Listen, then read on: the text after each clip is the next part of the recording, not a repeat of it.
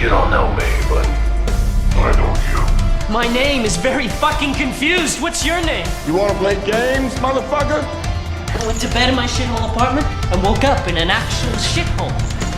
Congratulations. You are still alive. Fix me, motherfucker! He looks crazier than a sack full of cats. You're not Jigsaw,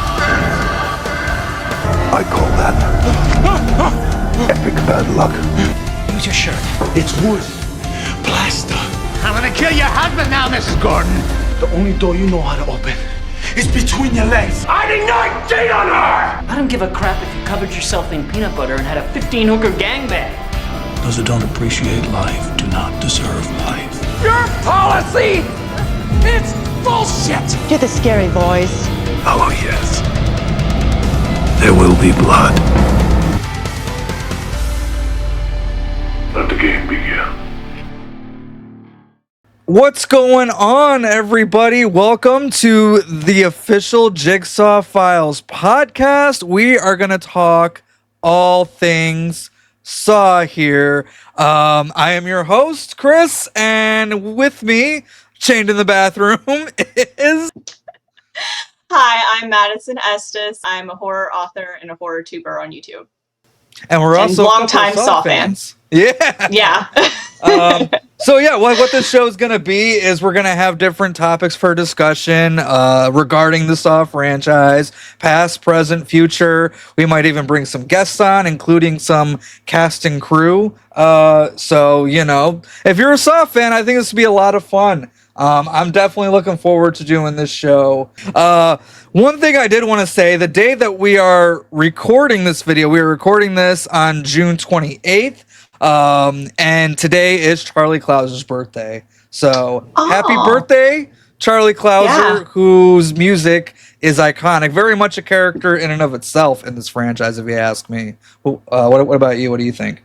Absolutely. In fact, I was just telling my mom the other day, I was rewatching 28 Days Later, and that scene at the end, spoilers for a very old movie, where he's gouging the guy's eyes out, and then in the house where the heartbeat is playing, I was like, that moment and the end of the first Saw movie with Hello Zep playing, I'm like, that's like two of the most iconic horror moments of all time. Like, and it's just like the music was just perfectly made for that scene, and you can tell.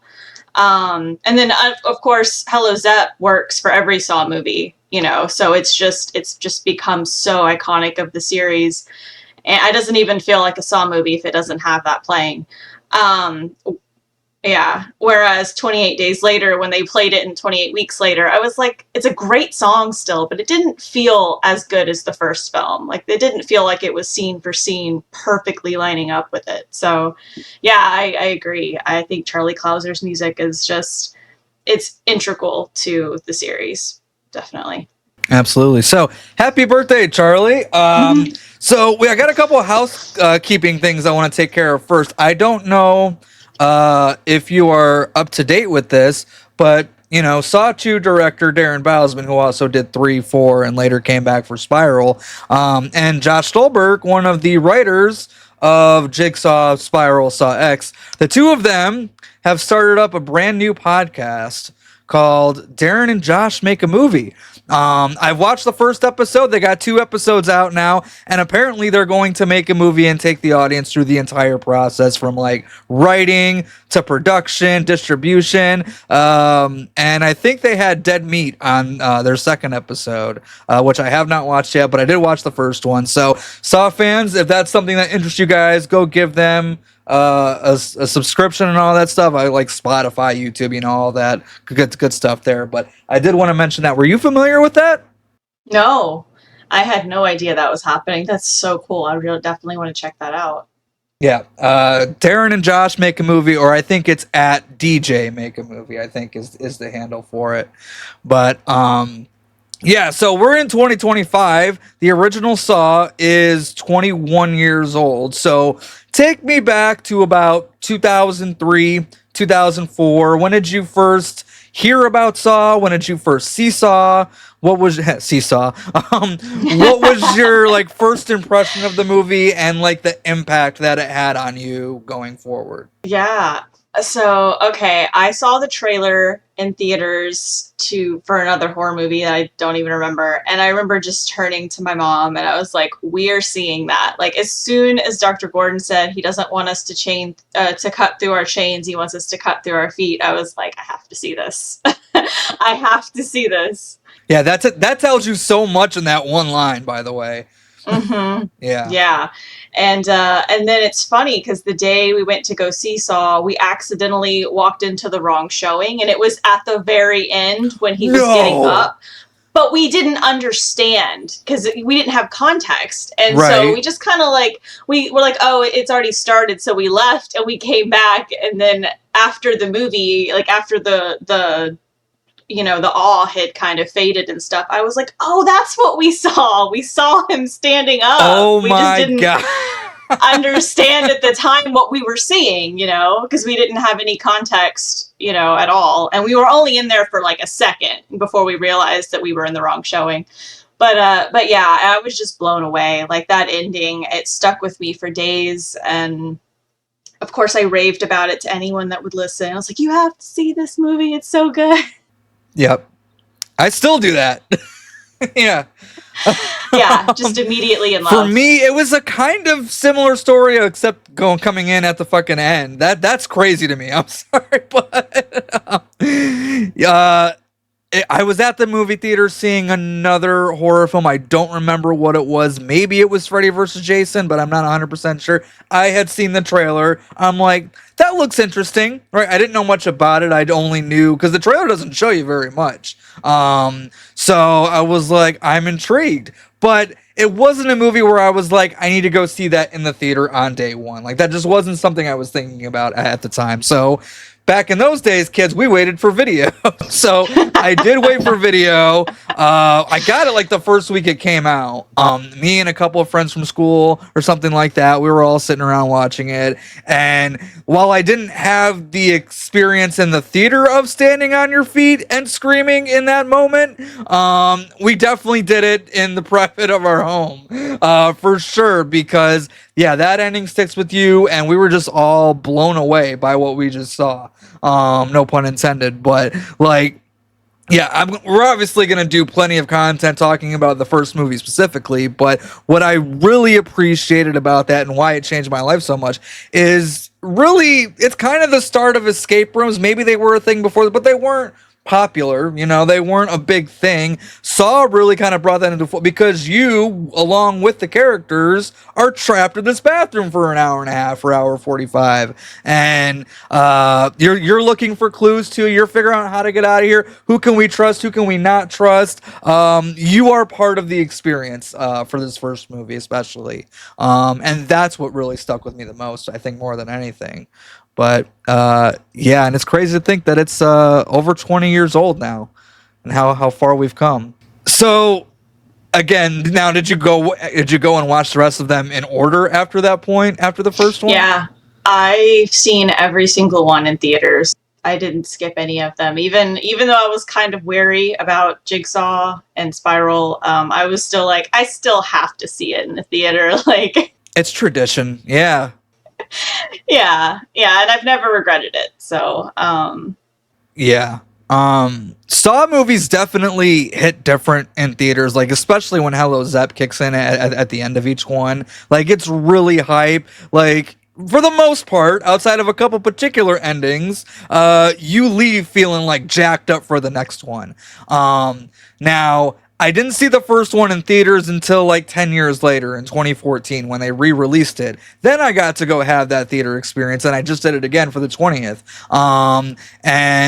But Saw 2 all the way on up, it's been in the theater night one, and especially in the 2000s of 1 through 7 especially. Like that was an event every single year. But yeah, it's tradition at this point. Like I don't care what they do next with the franchise, which we're going to talk about, but I will be there day one. Again, I don't know how many were around during this time, but this is before like Facebook is what it is now. We had like MySpace and stuff, and like AOL Messenger and all that stuff like that. We also had message boards like House of Jigsaw, which was dedicated to the whole Saw franchise, when did you first come across House of Jigsaw, and what are some of your like favorite memories or stories with it? Because that was one of those times where you just had to be there.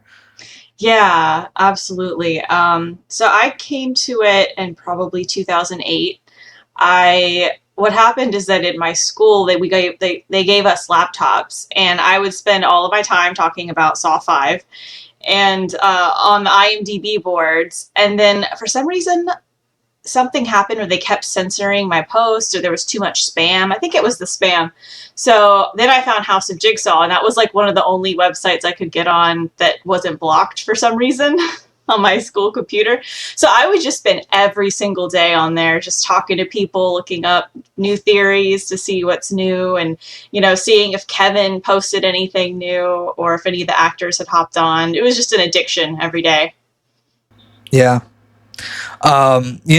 You hear this with a lot of horror franchises in particular, but with Saw, I really find this to be true, is that this franchise is like a family between the creative team involved and the fans. I mean, yeah, the guys of Halloween say that, the Friday the 13th family says that, and I'm sure that's true to an extent, but I've never seen it quite like on the level of Saw, because like they're literally like interact again every day. It felt like on House of Jigsaw we had various members of the cast, various members of the crew, different people who had worked on all of these films, like in there discussing these films with us. They're obviously not giving away anything, but it was, again, like I said, it was just one of those times where you had to be there, and it really does feel like a family, because I'm still in touch with some people we met on House of Jigsaw, and we're still friends all these years later. I'm still friends with Kevin, still friends with Robert, who we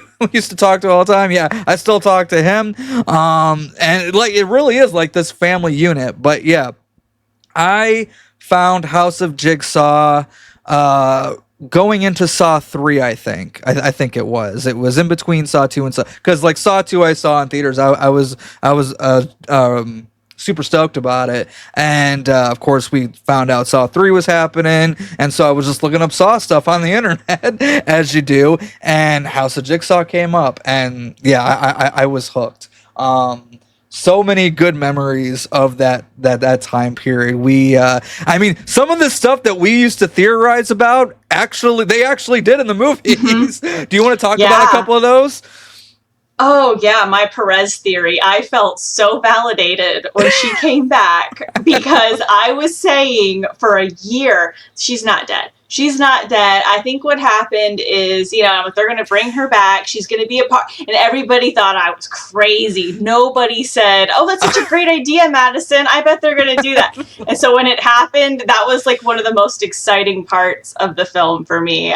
When she was on screen, I think I screamed. It's just like, yeah.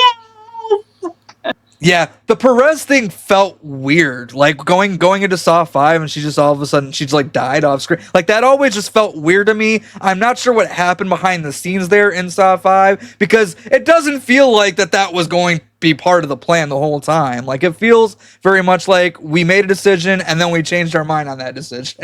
I'm glad they brought Perez back. I thought it was a neat little twist, especially for Hoffman's storyline in particular. That was that really put a damper in things for him. But so yeah, no, her return was great. Another one that I remember very specifically was Dr. Gordon sewing Michael's key behind his eye, because I remember Darren was very specific on the commentary that he was like, no, that was Jigsaw. We wanted to show that he was a little bit weaker, and that made sense. But there was so many people on House of Jigsaw speculating that no, that has to be Dr. Gordon after sawing off his foot, and the filmmakers saw that and they're like, yeah, let's do that. So I thought that was so cool that some of like our stuff made it into this franchise. I definitely think that happens sometimes. Yeah. And it's great. Yeah. I love that. I love that they listen to the fans and kind of pick out some of the really good ideas that they could use. Or maybe they had some of those ideas, but yeah, considering Darren said that it was Jigsaw and then they kind of retconned it later. Yeah. Yeah.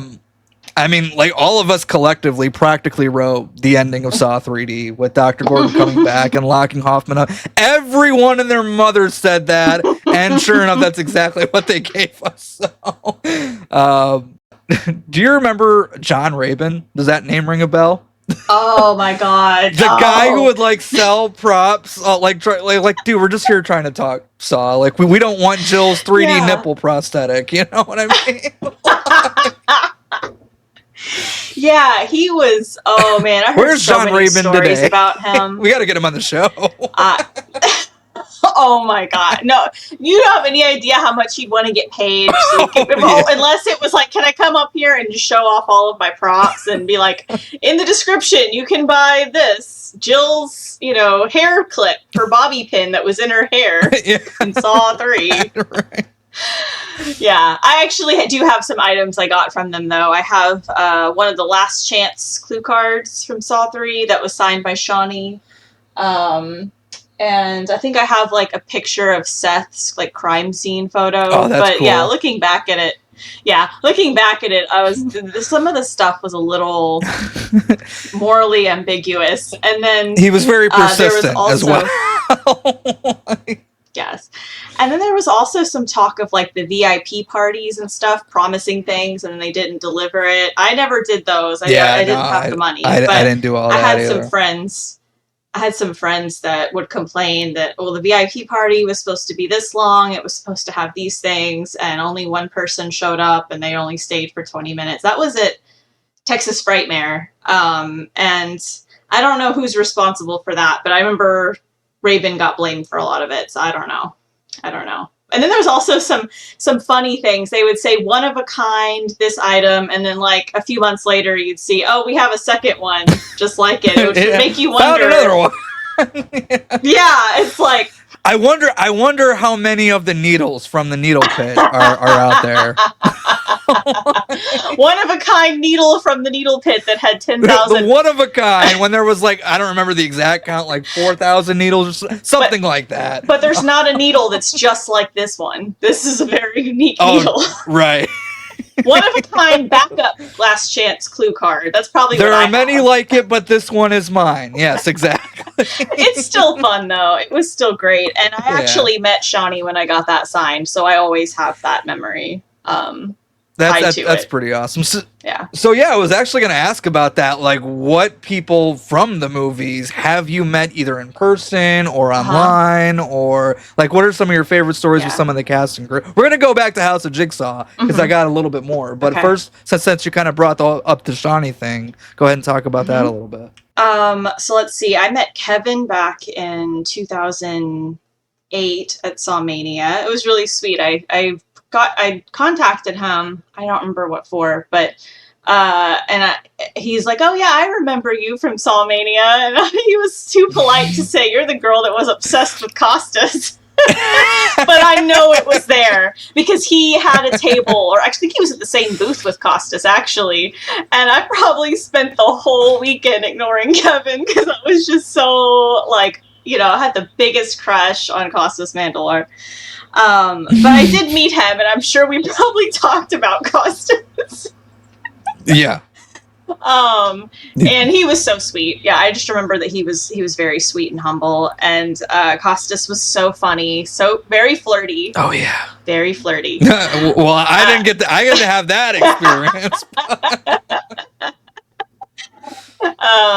And let's see. Oh, and it was very sweet. I don't remember what I was doing, but I left to go. Probably to go stand in line for an autograph or something, and my parents stood in Costas's line to ask him to sign a napkin or something for me.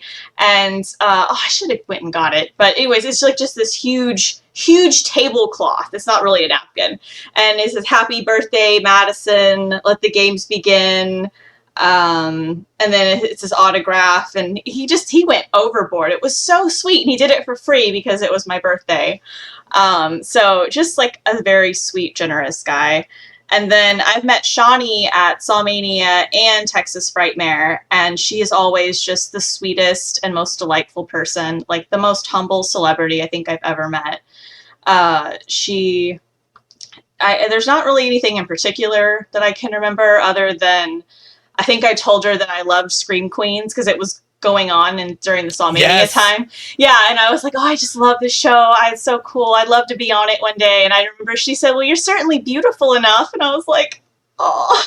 It's like she's just, it's like just that instantly, she just instantly knows like the sweetest, most heartwarming thing to say in that moment. She's just like the most gentle soul. Loved her. And then I met Tobin at Sawmania. And Wow. Yeah.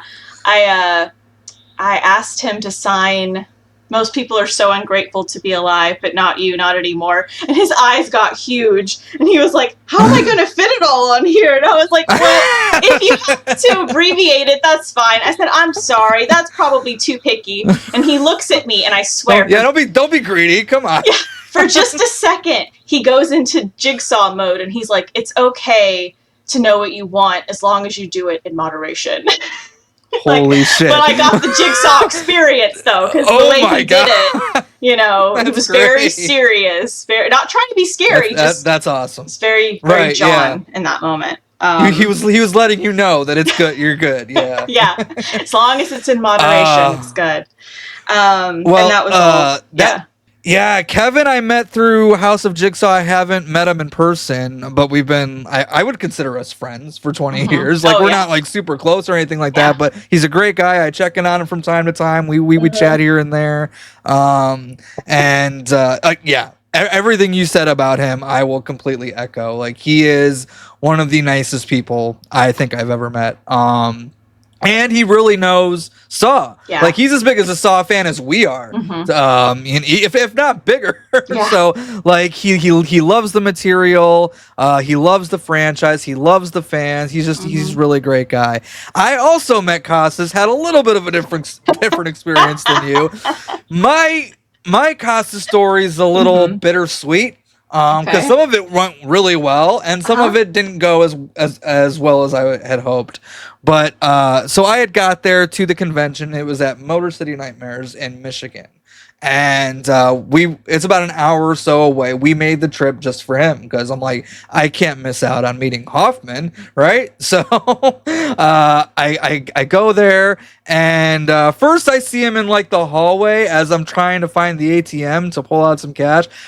He was walking in front of me. I didn't know he was walking in front of me at first because I wasn't really paying attention. I was looking for an ATM, and whoever he was with or whoever he was talking to next to him said something like, "Hey, Costas, you ready to party?" And he's like, "The party's just begun," or something. As soon as he started talking, I'm like, "Holy shit, Costas is right in front of me." so that was the first time I had seen him. And then I went in and did the photo op, and I will show a picture of that if you guys are watching this on the YouTube channel. There is my picture with Costas. That was a fun time. We had a nice little moment, a nice little chat there. And then I had seen him at the bar a bunch the rest of the night, and we would bump into each other from time to time. We would have a couple like small conversations as we kind of just in passing. And then I was going to go to his table at the end of the night. Like, this is how I'm going to end the con. We're going to visit Costas at his table. We're going to get the whole shebang, the autograph picture, all that. By the time I got to his table, Costas was like, I'm done. I'm out of here for the night. Went back up to his hotel room, and I was like, oh, damn. So I missed all that. I do have a lot of good experience with Costas, even though I didn't get everything I wanted to. But no, Costas was great. And now this, I didn't meet Shawnee myself. I have a cameo video from her, which we're going to talk about because you brought up Scream Queens. So did I. What's up, Chris Snyder? I hear that you run a YouTube channel and you're a Saw fan and an Amanda fan and Scream Queens. How's that?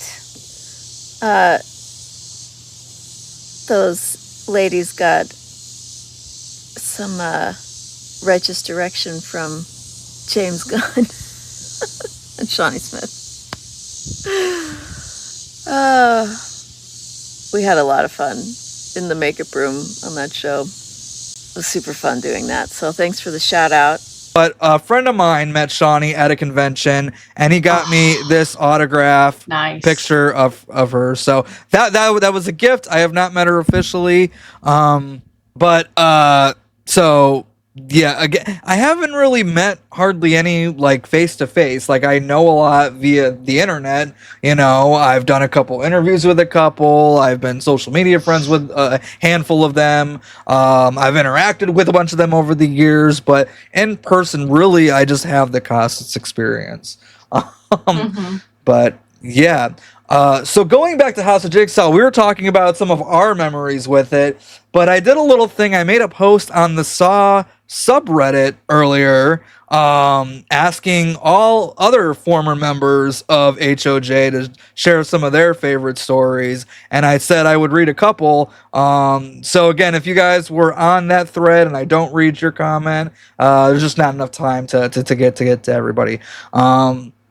Let's see. I don't have any grand House of... this is from Duke of Lower Chelsea. I don't have any grand House of Jigsaw history to share. Just a little anecdote that takes me back to being a dumb teen among other dumb teens. Which, yeah, that sounds about right already. House of Jigsaw once ran a contest where the prize was an autograph from Peter Outerbridge. Do you remember this? Yes. I do. I have memories of this as well. And if you guys don't know, Peter Outerbridge is William from Saw 6. He was also a VIP member on the forum. He just hung out there a lot, just casually chatting with Saw fans. Absolutely true. Let's see. The contest then turned out to be a sham of some kind. I can't remember the exact details, except that it actually ended up being kind of a fairy tale ending because Peter pledged to sign all of the competition entries personally instead of just mailing the winner a signed photo. That is an awesome story. Yeah. Shout out Peter Outerbridge, man. Yeah, that's awesome. Shout out William Easton. I didn't know that happened. Wow. Yeah, I wasn't aware of that. I remember like the contest and stuff, but I don't remember like any of that going down. Did you have any other stories that kind of come to mind before I read off the next one? Or anything you want to say on that one? Yeah, I remember there was another contest that was you had to do a video talking about like what HOJ meant to you, and I won that one, and I never got my hat. So what happened, Darwin? What? That is bullshit. I want to send Darwin a message. What happened? I'm still waiting. I was going to say John Rabin probably has it somewhere. Well, I do have a friend that gave me his Saw 3D hat. So you know what I just realized? Like the universe. We're going to have so many John Rabin inside jokes on this show that nobody's going to know what the hell we're talking about. And they're just going to be like, who the hell is John Rabin? You know, that wouldn't surprise me at all. Yeah, and now that you mention it, I feel like it's going to happen. Yeah, Rabin, that was another thing too, is Rabin would watch Costas like a hawk, especially at Frightmare. Yeah. To make sure he wasn't giving away a bunch of free stuff, but he would do it anyways. And that was the greatest. Yeah. But yeah, Rabin, he just wanted to like charge for every little thing. And it was just like, that was another reason a lot of people didn't particularly care for him at Frightmare and Sawmania. He was just always hovering around Costas, like orbiting him. It was crazy. So this is from username Master Chief. Master Chief. Wow. It was 2006 all over again, I tell you. Before Saw 3 came out, we only knew Jeff by his first name. Someone named True_Enemy. How does this person remember this? By the way, they have a lot. We're going to skim through it. True_Enemy, I believe, came up with the last name Reinhardt. Obviously, that was false, but I think I remember the DVD packaging actually had his name as Jeff Reinhardt. So that was pretty cool. Let's see. There's another one. There was a time when someone uncovered that Lionsgate had registered URL domains for Saw movies all the way up until Saw 9. I remember the speculating here. A lot of people were really worried about that, I think I recall. And some people were quelling the worries by telling others that studios do that preemptively, and it isn't a guarantee that we'll be actually seeing 9 Saw movies. Well, look at us now. We've hit past that. Mm-hmm. But yeah, do you remember that at all? Yeah. Yeah, I think whenever someone told me that a lot of studios do that, though, I was like, ah, okay. And then I don't remember when, but at some point they did announce that Saw 3D would be the last one after Saw 6. But that probably came before Saw 6 came out, though. But yeah, I was probably one of the people that was like, we're going to get 9 of them. Well, we did. We just had to wait. It took a while to get time. there, but we got there. And then a couple more from this comment. I think right before Saw 2 came out, the late Gregg Hoffman, R.I.P. Gregg Hoffman, wrote a post for the fans about how he knows how much we love the first movie, and they will make sure not to screw up the new one. I think I remember his words at some point in the post were, "We're not going to fuck this up." Shout out, Gregg Hoffman. We miss you. It's a shame you couldn't be here for the rest of the movies going forward, because he passed away very early on into the franchise. I don't even think he got to see Saw 3. Maybe he got to see some of it, but I don't remember the exact time. But yeah, Gregg Hoffman, everything I've heard about him is he was a really nice and sweet man. Clearly, he cared about the fans. He knows we love that first movie, and they're like, yeah, we're going to make more for them. Again, I'm not trying to bring up the whole drama over a twist of pictures, but I don't think it would have gone down like that had Gregg Hoffman still be with us and still be that middleman in between Mark and Oren. I don't think we would have gotten to that point. So shout out to Gregg Hoffman. We miss you. Did you have any comments on that? No, just I agree that, everything I've heard about him is that he was great. And yeah, I think he did pass away before 3, because I think that they named Hoffman, his character, after him pretty early on in the script. Right. It is sad that he passed so soon and didn't get to see, honestly, just how big and successful Saw became. I think he would have definitely been an active member on HOJ and would have loved to have seen the success. Mm-hmm. It's funny, we're talking about Hoffman being created for Saw 3 as an homage to Gregg Hoffman. And if you go up to Lee Winnell today and ask him any question about Hoffman, he would say, "Who the fuck's Hoffman?" So, if you meet Lee Winnell and you want to ask him a Hoffman question, I would advise not doing that. He doesn't know. He probably doesn't care, to be quite honest with you. But he did that as a way to honor Gregg Hoffman. And remember, Lee didn't write Hoffman's storyline. He just introduced the character for a moment. And made him a little suspicious. Yeah, right. Very suspicious, I would say. I don't remember the specifics, but it was so amazing how often the actual filmmakers would come on there to post. I think Darren Bousman was the one that showed up. Darren was on there quite a bit. I do remember that, yeah. I think Mark Berg, Oren Cools. I don't remember. Maybe I remember Mark Berg on there. I don't remember. I don't really remember them on there too much. But hey, I'm not saying you're lying. I'm just saying I have no memory of it. Kevin Greuter, Kevin is still very. If you go to the Saw Reddit right now, Kevin is there somewhere. James Wan and Lee Winnell, yeah, they were on there for a while. Yep. So yeah, who were some of your favorite people who kind of showed up on House of Jigsaw? Kevin was wonderful. I remember he always had very thoughtful comments and some jokes too. But I just remember being always excited by anything he would say, and he would love to tease the shit out of us too, but always in a way. I called him out on that when I had him on. Yeah, he's great. And then Peter, who played William in Saw 6, I remember he was the one that felt the most down to earth and the most, maybe because he knew he was only going to be in one film, but whenever he was on, just got to be a fan for the rest of them. Yeah, he kind of was. He kind of was just like one of us, that he'd make really funny, sometimes little dirty jokes, and he definitely just felt like one of the gang because of just how silly he would get. I really wish I'd remembered more of specifically what the conversations were, but I remember he was one of the wildest ones for sure, and I loved his comments. He was great. Another one that reminds me of just being one of the gang, Lyric Bent, aka Rig. Lyric was on there a lot, and we were having a lot of fun with him. But he's another one that kind of comes to mind. Okay, and then lastly, just a personal memory, but I heard about House of Jigsaw from the James Wan and Lee Winnell audio commentary on the Saw Uncut DVD. So yeah, House of Jigsaw got a little shout out on the commentary. Which, nice. if we ever have Josh Stolberg on this show, I'm not saying it's going to happen, but I'm saying it's possible, as we've had a couple conversations about it before.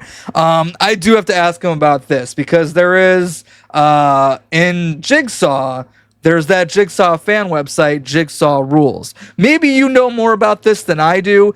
Was that some kind of a legal issue where they couldn't like legally use that domain name, or did they just, not remember House of Jigsaw? Did no one point out, hey, we could do House of Jigsaw instead of Jigsaw Rules? I think it was probably intentionally trying not to say anything bad, because if I remember correctly, the story was like it was people that were like obsessed with him, right? And his and like maybe idolized him, and maybe they were afraid to make us sound like a bunch of psychos.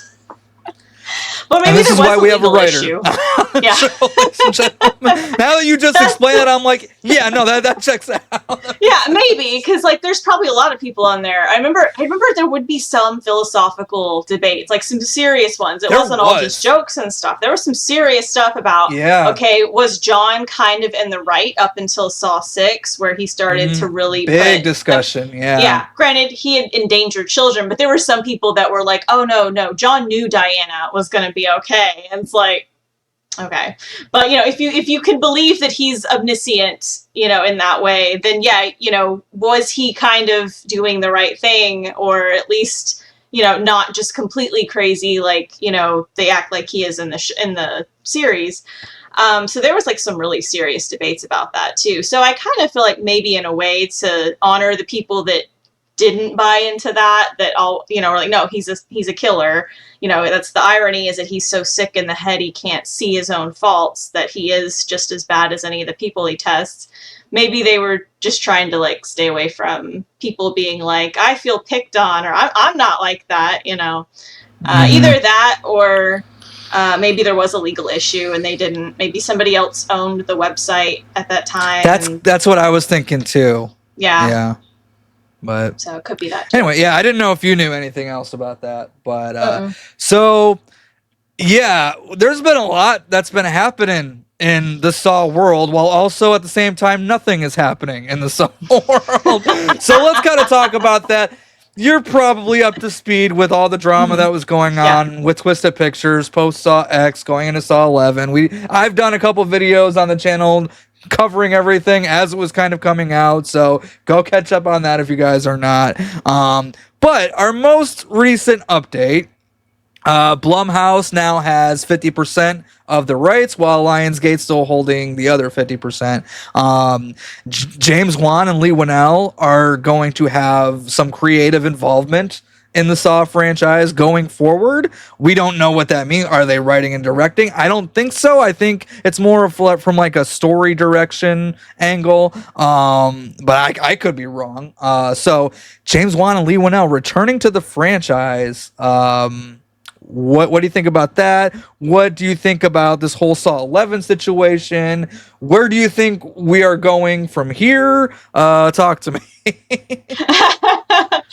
Yeah, when the news first broke, I was kind of shocked. There's just a part of me that, just for the sake of tradition and consistency, was like, no, I don't want Blumhouse to have any part of this, because the Twisted Pictures logo and everything. That's too iconic. I'm gonna miss that. It is. Me too. I was just thinking that. I'm like, man, the next time I see it, we're not going to get that kind of pre-moment right before the movie starts. I would get shivers. I got shivers last time I watched it, because it had been so long since the last one. So as soon as that logo goes up, I'm just like, something great's about to happen. I was kind of sad about that. But then when I found out that Lee Winnell and James Wan are coming back, then I was kind of excited. And then I was like, oh, but if they're coming back, like, does that mean, is Kevin Grudert coming back? And I was like, oh, I really like Kevin being involved too. So it's kind of like, I don't know what the expression is, but it's catch-22. It's like, I like that we're getting some involvement from Lee Winnell and James again, but I hate the idea that Kevin might not be involved because of studio issues and things like that. So yeah, I think Kevin should absolutely be there bag. in some capacity, whether that's directing or editing. Like he's so important to the Saw franchise. Like I said, he's a fan himself. Like if somebody, if you're working on a Saw movie and you're a little bit confused on like where things are, like timeline wise, story wise, Kevin can help you out. Like, but however, actually no, I'll save that story until towards the end. But yeah, someone asked Kevin, I think on Reddit or something, if Kevin was still going to be involved going forward, and he's like, I haven't heard anything in 6 months, and all this Blumhouse stuff is news to me, but I'll do what I can to try to stay involved. So, and it's, again, Kevin has worked with Blumhouse before. He made a movie called Jezebel with them. There was that whole Paranormal Activity 2 Saw 3D situation. So, like, he knows Jason Blum. He's worked with Jason Blum. So, I hope that Kevin still has a spot somewhere. I don't know into what capacity that would be, but he deserves to be there. Charlie Clouser should still be there. I'm glad that James and Lee are there, but what about Tobin, Shawnee, and Costas? Like, even if we don't get the direct sequel to Saw X, do you think they'll still find a way to use those characters, or do you think they're going to retire them and kind of start fresh, basically wipe the slate clean? Yeah, I don't know, but I hope that they do, because there's only, I hate to say it, but there's only so many years that those actors are going to be able to reprise these roles. And, I hope that they don't waste that opportunity, because they can always go on, especially if they own the IP now or own part of it, they can always go on and do a reboot later. And there's so many reboots of so many series that I just don't get that excited about them anymore. But Saw 10 was special, like... It really was. Yeah, it brought people to the series that aren't even the biggest horror fans. I was watching an author that I like on YouTube that usually writes like fantasy and romance, and she was like, I just saw 10 and I need to talk about this with someone. She's like, so if you guys want to talk about it with me, like send me a message. Like, people were obsessed, so I don't understand the logic, both from a fan perspective and even from just an economical perspective, why you would spend so much money buying this IP and then not take advantage of the storyline that has people excited the most, Yeah.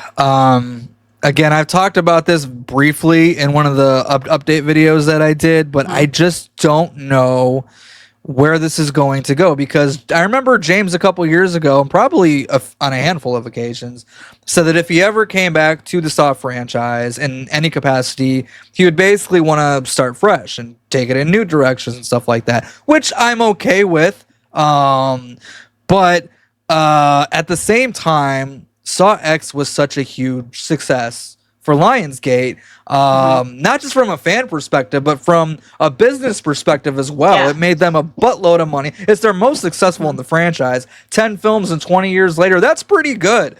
Lionsgate still has a 50% share. So I don't know if Saw 11 is still a possibility, or if because of the James Wan, Lee Winnell thing, if we're going to go a completely new direction. I really don't know where we're going to go at this point. I don't want to get my hopes up for Saw 11, but I also really hope we get Saw 11.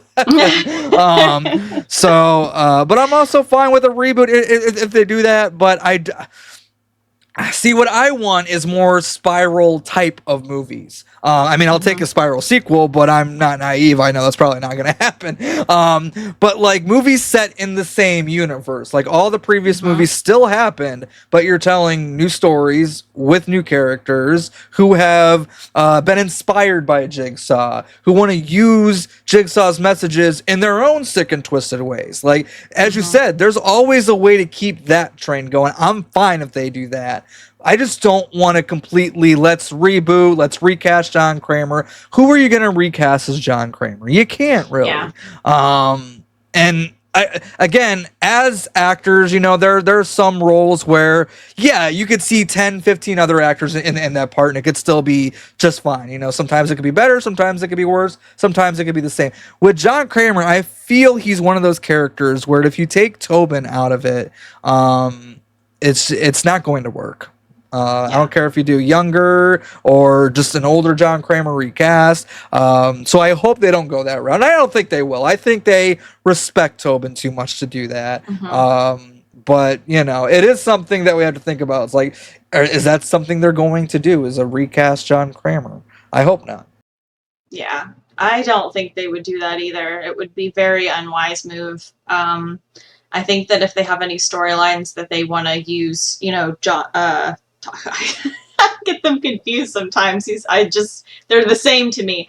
If they wanted to use Tobin Bell's like likeness and have him actually be in a story, like they need to. We are going into the AI age, so. Well, yeah, that's very true. So all he's got to do is sign off on it and say, yeah, it's okay by me. You know, that's all he's got to do. Yeah, I'm just. I hope they don't do that either, though. Don't do that. Don't get no ideas, Mom. I don't know. I don't know how I feel about that because I'm just trying to think of the very limited scenes that I've seen with AI acting, and I know Alien Romulus did it, and it was decent. But I just don't think we're gonna get any of those like spine tingling kind of scenes with AI. No. At least not the current AI that we have. And I just, you know, like I said, he's here now, and I think that if they want to continue and do Saw 11, now's the time to do it, both in terms of the hype is still there. We're still waiting. I mean, even casual fans are still waiting for the 11. So, yeah, I hope that they're smart enough to see that opportunity for what it is. And I'm hoping that since Blumhouse bought it, they also see that opportunity and don't just I hope so. Because you could say what you want about Blumhouse as like a studio and how their movies are hit and miss. They're very hit and miss.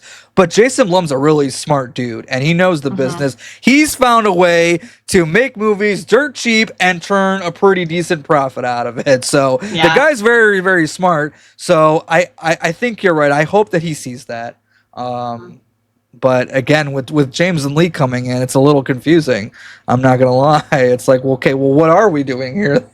Yeah. I don't know where we're gonna go. What would you? Obviously, you would prefer Saw 11, but let's say they don't do Saw 11.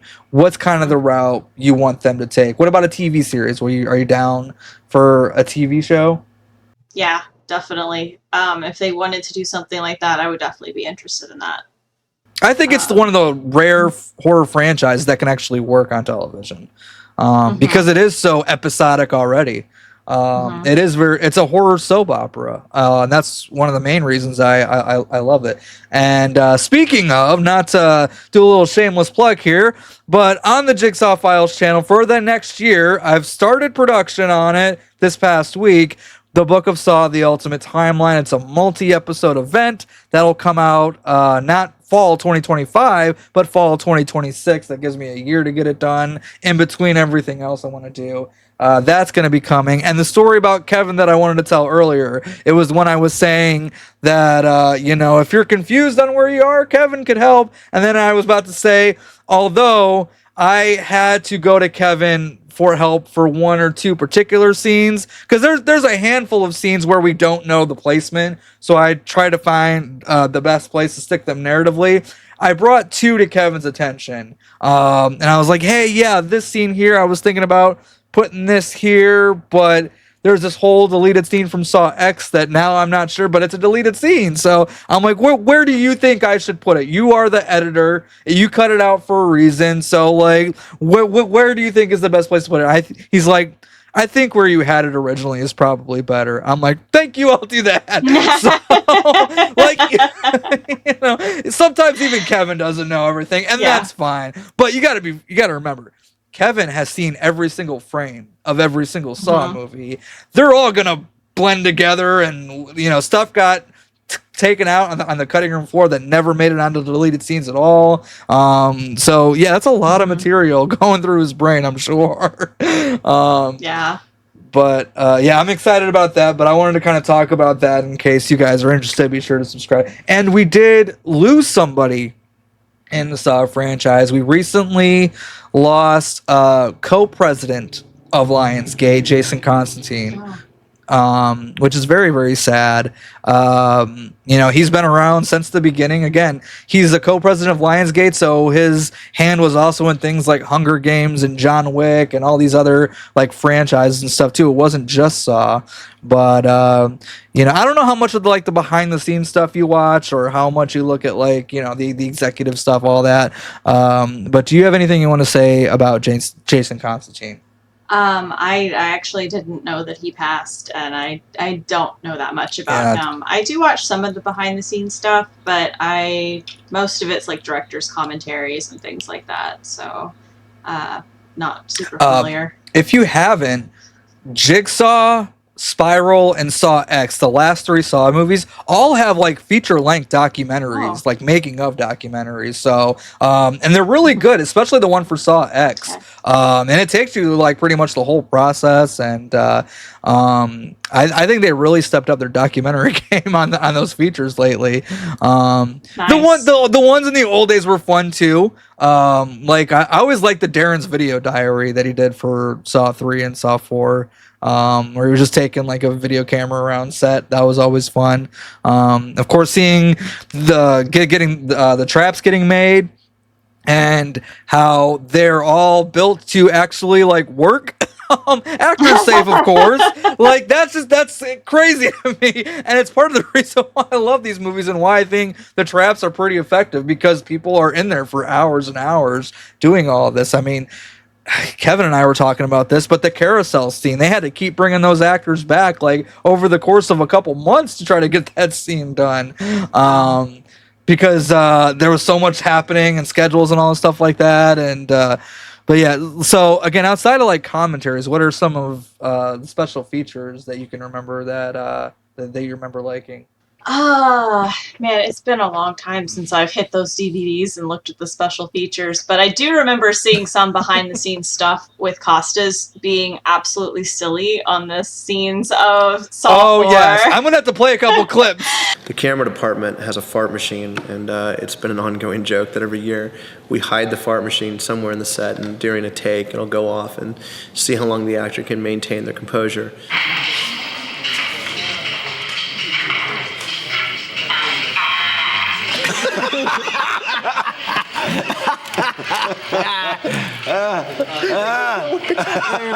Saw 4 and Saw 5 especially, where like anytime they had yelled cut and the camera was on Costas, he's just like So thank you, everybody. I just want isolated. You don't kiss my ass. Make me a fucking coffee. Where is she? So how do you feel, Costas, now that you finished Saw 4? I feel relieved that I got rid of all these bums that I'm surrounded by. I feel very sad for Darren, because he's never going to work with an actor like me again. or talking about being sexy or somebody hitting on. He's so flirty, even whenever it's behind the scenes stuff. Oh yeah. Yeah. He's a flirty guy. Flirty. And like I said, the night I met him, he had already had a few drinks in him, so like Costas was having a great time. Yeah, he's a fun guy for sure. That's pretty much it. I remember on one of the director's commentaries for Saw, they were talking about, it was Lee Winnell and Carrie Yules talking about... That is the best of the commentary tracks, by the way. It is. They're all pretty good. I think I watched the first 4, but that one's the best one. And I loved whenever it was one of them talking about a fanfic that they had read about Dr. Gordon escaping the bathroom. And he said it was like 3 pages of my foot's cut off and I'm bleeding, and oh, I'm still bleeding, and oh no, I've messed up my best shirt. Yeah, that I'm telling you what, guys. Even if you don't watch audio commentaries for movies or whatever, because maybe that's just not your thing, I highly recommend the James Wan, Lee Winnell, Carrie Elwes commentary for the original Saw. I don't know if it's just on the uncut, or maybe you can find it on the regular one as well. I don't remember this specific. Actually, I did a whole video on the home media collection that I have. We went over the special features. Refer to that. But yeah, you have to watch that because it's comedy gold. At one point, Carrie Elwes does impressions of Marlon Brando and Michael Caine. We have a special guest on the commentary. We actually have a special guest coming in we to do? chat. Yes. We do. Ladies, I don't know, listeners, if this was going to be a special surprise, we were going to reveal at the end, but we have Marlon Brando with us has here, come in. We channeled him in. We're holding a seance. And That's right, I'm here because I love this film. And it's just... It has... It's better than watching saliva dribble from your mouth for 2 hours. It's better than that. Yeah, do you know thanks, do you know Marlon. that saliva, when it dribbles from your mouth, is stronger than steel? Did you know that? Now, Marlon, when we were on set, what was it that you said to Lee to try and get him to laugh for the Something about a mango sundae, I know. I referred to the mango cream pudding. It's has a unique topping on it. It was dripping down the edge of a straight razor? Don't interrupt me. Sorry, sir. I'm talking. I'm sorry. It was mango cream pudding that had meringue on it. Meringue. I remember the meringue. Anyway, that's Marlon. It's wonderful. Your Michael Caine is so amazing. I actually came off a motorbike in front of Michael Caine once Really? in London. He actually saw me come off a bike, and he was right there, which is amazing when you come to after coming off a bike to find Michael Caine. You thought you'd gone staring to at- actor's heaven or And you know- hell. And you know what he said to me? He goes, "Oh yeah, well it makes sense. You need 4 wheels to stay upright." Doesn't help or anything. Which actually it kind of brought me to my senses very quickly. And then at the end, you got Lee doing an impression of a BBC reporter. I don't know if it's going to work in this context. Don't worry, if it sucks, we'll cut it out, right? Am I right? There you go. Well, I got the nod. But I can't really do it in reference to the film. Like, it has to Okay, be like... don't do it in reference to the film then. Just do it as something separate. This is for you, Carrie. I'm standing not 5 meters from where the bomb exploded. Murder, mayhem, people running in all directions. Once again, the fruit of peace has become the jam of war. Like... Yes, well, that was cool. It's a lot of fun. I highly recommend checking it out. Yeah, you can tell they had a lot of fun with that commentary. Oh yeah, for sure. Another one I really like that doesn't get talked about enough is Kevin Kreuter, Patrick Melton, and Marcus Dunstan for Saw 6. That's also a very fun commentary with the three of them. I wonder how weird it was for Lee to do that Saw 3 commentary solo, because like he did a Saw 3 commentary just by himself. Like, I mean, he was funny, he was still making jokes, but could you imagine just like being the only one in that room while watching the screen? Like, I guess I'm talking to myself. I don't really know what to. Wow, that sounded a lot like him too. Yeah. Shout out Lee. Yeah. I don't remember if I saw that or not. Maybe I saw the one with Darren. Did he do one for Saw 3? Do you remember? Darren, I think, did one for Saw 3. Okay, yeah. that's probably the one I watched. Tobin and Shawnee did one for Saw 3, and that one's pretty good. At one point, Shawnee's making fun of Tobin's voice, where she's like, "Put his left leg in the shack," or something like that. And then, that scene where she like comes into the world, like when we first see Amanda in Saw 3, and she's got the brown grocery bag in her hand. Yeah. You can hear Tobin on the commentary go, "You get that hot pastrami I asked you for."